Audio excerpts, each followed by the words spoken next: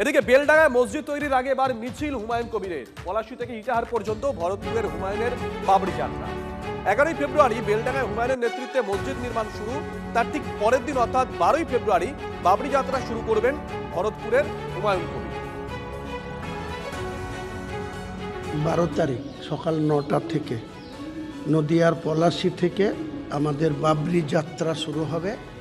100টা 4 wheeler গাড়ি নিয়ে, প্রত্যেকটা গাড়িতে 5 জন করে প্যাসেঞ্জার থাকবে, 1 জন করে ড্রাইভার। তো এই 600 জনের যে যাত্রা, বাবরি যাত্রা, সেটা পলাশী থেকে শুরু হবে ঠিক 12 তারিখ সকাল 9টায়।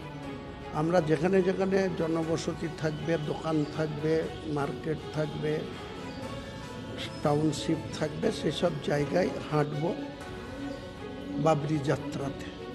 এবং যতটুকু লেন্থ আমি জেনেছি, টোটাল পলাশী থেকে ফারাক্কা হচ্ছে 150 কিলোমিটার, ফারাক্কা থেকে ওটা 85 কিলোমিটার ইটাহার। আমরা টোটাল মালদা কভার করে ইটাহারে গিয়ে 13 তারিখে রাত্রি 8টায় শেষ করব।